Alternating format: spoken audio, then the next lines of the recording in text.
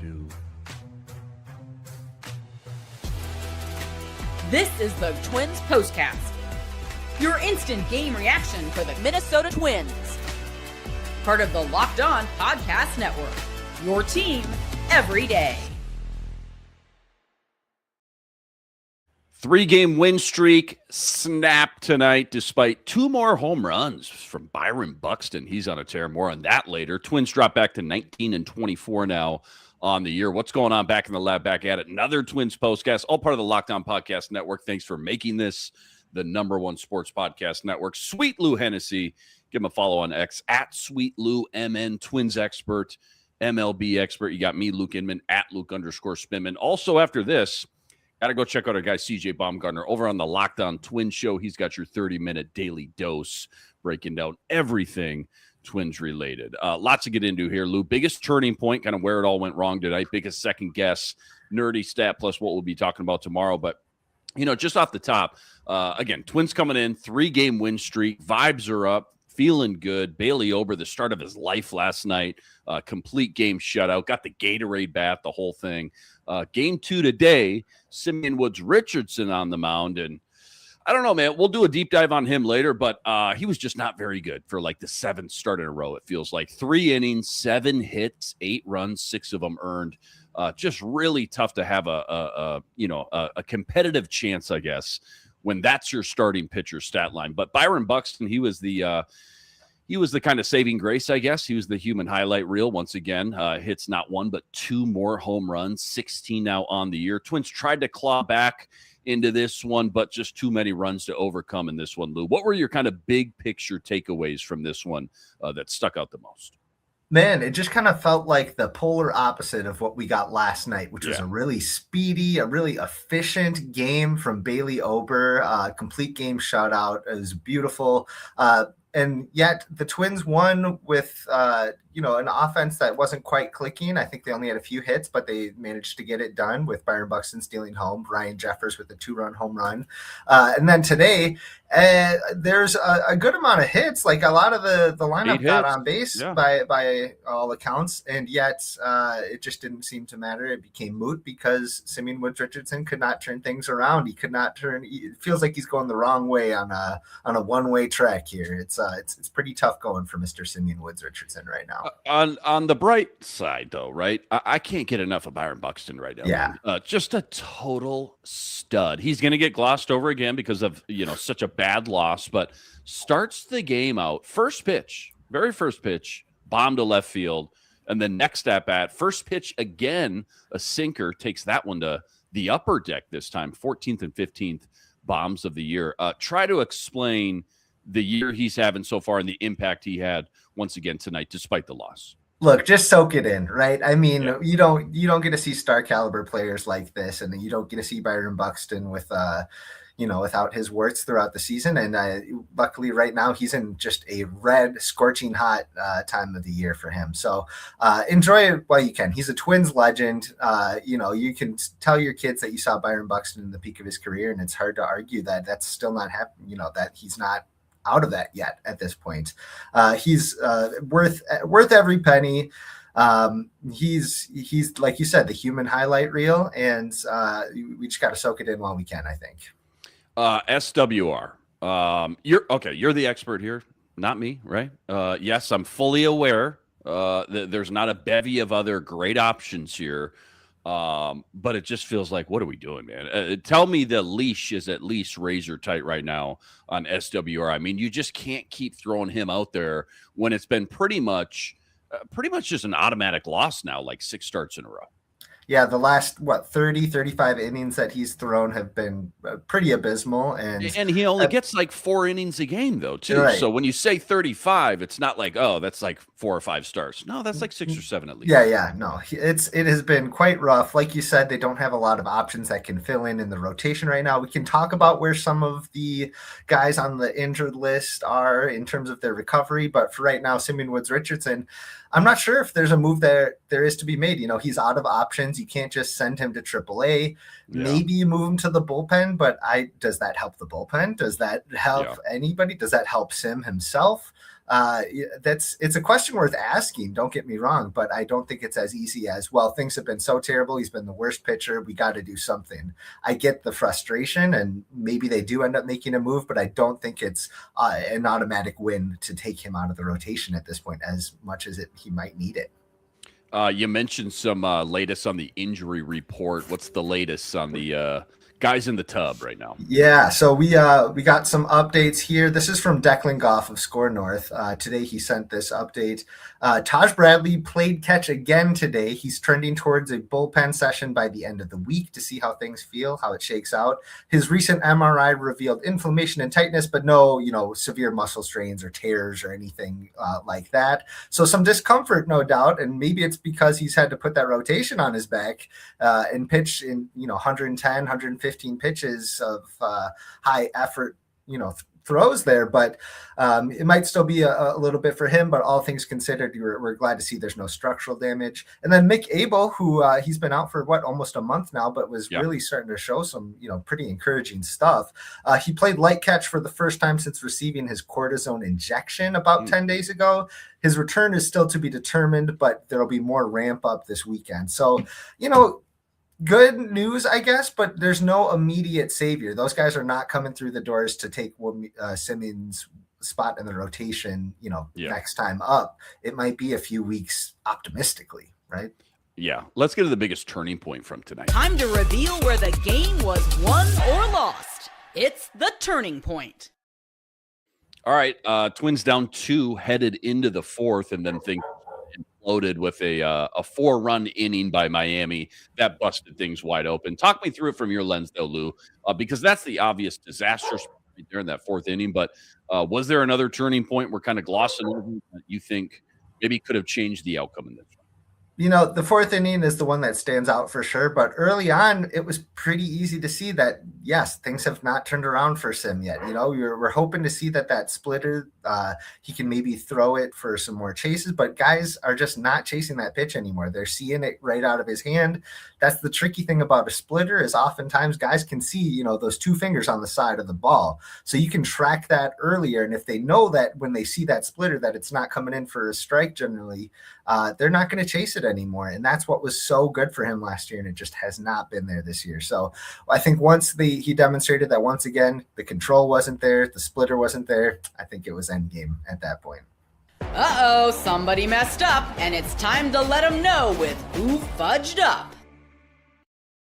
Maybe a simple one, I guess. And again, never a fun game to play here. Sometimes we got to do it, especially after a tough loss. But was there one key play, one guy specifically, SWR probably, one sequence of events that kind of unfolded? Who fudged up the most today and why? There's a couple errors today for sure. There's that kind of funky play in the first inning between Cody Clemens at first and Sim trying to cover the base. You could talk about the attempted pickoff at second base that went into center field by Justin Topa. There's a lot of little things, but Ryan Jeffers said something last week when somebody asked, hey, another little mistake ended up leading to a loss. How frustrating is that? And he said, look, the little things are frustrating, but there's enough big things that we're not doing right now that we need to focus on before we get to those little things. And I think the team, that as encouraging as the last few days have been, it was a nice weekend in Cleveland, a nice win last night. I think they're still in a place where they need to figure out some of these bigger issues before we start talking about the little tiny plays, right? Yeah. Well said there. Good breakdown. Shelton scorecard, anything sticking out from Shelty's game plan, in-game adjustments? Again, when Ober goes 9 last night, you're thinking this is great for the bullpen, obviously. In a game like this, when it just seems out of reach by, the 5th inning, I know teams don't do this, but have you ever seen somebody or you ever get the thought in the back of your mind, like, let's just burn through one arm instead of burning through 3, knowing that it's probably going to be a loss either way?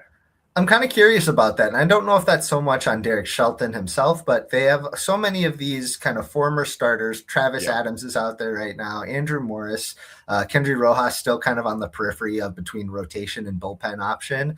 And I'm just so curious about how that's all going to shake out, because like you said, it'd be nice to have a guy go out there and be able to sop up innings, but they don't seem to be comfortable doing that with any of these options right now. And yet they don't want to take him out of the rotation picture. I don't know. It's a really weird balance that they're trying to do right now. And like I said, I don't know if that's necessarily Shelton himself or kind of a bigger picture front office problem here. Don't go anywhere. Plenty more deep dive. We got the nerdy stat. We got our biggest second guest, plus what we'll be talking about tomorrow as well. That's all coming up right after this. Quick reminder, tonight's episode brought to us by Kalshi. Playoffs are here. Most electric time right now in basketball. On Kalshi, you can trade every single playoff game, every series, the conference finals, even the championship. You also got NHL action to choose from as well. Wild up 3-1 right now. You can get the Wild over the Avalanche at over 15 times your money. 100 bet wins you over $1,600. If the Wild can upset Colorado and advance to the next round on Kalshi, you're trading against your peers in a live market, meaning there's no house, and as the probability changes, you can buy in and buy out of your position for a limited time. Download the Kalshi app. Use code LOCKEDON to get $10 when you trade 10. Kalshi. Trade on anything, 18 plus only. Restrictions and eligibility requirements apply. Event contract trading involves risk and may not be suitable for all investors. Prices, values, and available markets may differ from those mentioned. For more information, see kalshi.com/regulatory. This episode also brought to us by Rocket Money. Rocket Money. You ever go check your bank account and go, where'd my money go? Dining out, online shopping, entertainment. So easy to lose track. That's where Rocket Money comes in. It is not just another budgeting app. It's a complete financial command center. You can track all your accounts, your investments, your spending. It's all in one place. So you stop just managing your money and instead you start building some wealth. It tracks all your subscriptions in one spot as well. Helps you cancel the ones you don't need with just a few taps. And it automatically categorizes your spending. So now you can actually see where your money is going. Rocket Money, personal finance app that helps find and cancel unwanted subscriptions, monitors your spending, and helps lower your bills so you can grow your savings. Let Rocket Money help you reach your financial goals faster. Join at rocketmoney.com/lockedon. That's rocketmoney.com/lockedon. All right, Lou, let's get to the biggest second guess we have from tonight. Since hindsight is always 20/20, let's deliver today's second guess. I mean, we've talked about SWR ad nauseum here. It's not like you can pull the guy after 2 innings or one time through the lineup, but is there any other move or decision, big or small, even a sequence of events that's just really sticking out right now that you want back, just knowing how everything played out the way it did tonight? Well, look, we talked about the fact that Simeon Woods-Richardson does not have any options remaining. They can't just send him to AAA without exposing him to waivers and letting another team come in and claim him, which I think another team surely would if they tried to do that. But somebody who does have options and who seems just as lost as Sim right now, that's Mr. Matt Wallner. Another golden sombrero tonight, 4 strikeouts. It's a tough look for him, and he's at a stage right now where he's not really doing anything really well. And I still think that he could be a really good player, but I don't think he's helping the team right now, and I don't think the team is helping him by keeping him in this role. I'm curious how long of a leash he has before maybe he needs to go to St. Paul, get a little bit of a reset, kind of get things to click again. I know that Rodriguez is hurt still. Jenkins is hurt. Some of those top prospects are on the shelf, but call up Ryan Kreidler. He would provide something defensively. He even showed a little bit of pop with the bat. But for Matt Wallner's sake, I'm curious about how long it is until maybe he gets a little bit of a reset in St. Paul. 0 for 16, I believe. 0 for 16 in his last 16 at-bats. A couple of those strikeouts tonight, not even close, man. Really tough. Not even really close. Tough. Nerdy stat of the day. You got any crazy stat, crazy analytic, Twins related tonight? Sure. Well, we know how good Byron Buxton has been this month. He's got so many home runs. He's got an OPS above like 1,000, feels like 1,000,000. I mean, he's been just so good. I was so surprised to see that he's batting, at least coming into this game, he was batting just 172 against starting pitchers this month. Like he was struggling against the starters, which usually you think the other way. You think, okay, who's coming up, right? Especially a veteran player. Got a little like background, him. got a little scouting. Got a little report. background. You know what to prepare for. So maybe you have a little bit of extra prep for the starting pitchers. It seemed to work tonight. I mean, 2 pitches, 2 home runs against Max Meyer, but I was so surprised. The local boy, by the way, the local legend, U of M boy, yeah. Gophers legend, that's right. But Byron, I mean, so surprising to see that he was struggling against starting pitchers, but having such a tremendous, player of the month caliber month of May here. So I was shocked to see that. That is very interesting, very intriguing. Just knowing the tear he's on, I never would have expected that. Not at all. Let's get into what we'll be talking about. This is what you'll be talking about. All right, rubber match tomorrow, Lou. Connor Prelip back on the mound. He's been a bright spot. Still winners of 3 of their last 4, too. So this team still got a little life right now, a little momentum, I guess. When you think about the way this one played out tonight, give me the top storyline or 2 from your lens moving into tomorrow. Well, hold the phone there because Connor Prelip has actually been pushed back a couple of days, but it's planned. It's planned. Okay. So Prelip has never pitched more than like 85 innings in a season. They've been pushing him really hard. He's been very impressive. He's not hurt. He's not injured or anything like that, but they're pushing him back, giving him just a couple extra days of rest. Their starter tomorrow is still to be determined. I have a gut feeling it's going to be Mr. Zebby Matthews. He's lined up to pitch. He's had a couple really good outings in a row for the Saints. This is the role. This is when they sent him back down to AAA after spring training, they're like, look, we're going to need you by May here at some point, and that time has come. So I think it's going to be Zebby. They have not made that official by any means, but it's lined up to be Mr. Zebby Matthews. And if it's not him, it's going to be a bullpen game, which buckle up, baby, if that's the case. Hey, it will be nice to see Zebby back out there again. Who knows what we're going to get his first start back in a while, but obviously he was an encouraging, bright, young spot there over the last year or 2 as well. So if they can get him rolling here, over the next month or 2 into the All-Star break, that would definitely be a sight for sore eyes for sure. They would love that. They would love that for sure. Twins 3-game win streak snapped tonight. Byron Buxton hits not 1 but 2, 14th and 15th bombs of the year, 9-5. That was your final. Back to 19 and 24 now on the year. Please go check out all Sweet Lou's work on X at Sweet Lou MN and all the work he's always ripping up over at Zone Coverage MN. Also, after this, got to go check out our guy, CJ Baumgartner, as well. Locked On Twins podcast. That's each and every day. He's got all your daily Twins content as well. Luke Inman at Luke_Spinman. Again, back tomorrow. Game 3. Zebby on the mound. Day game, 12:40 first pitch for that. Catch you back here for that. But until then, thanks for joining. We'll catch you next time. Signing out.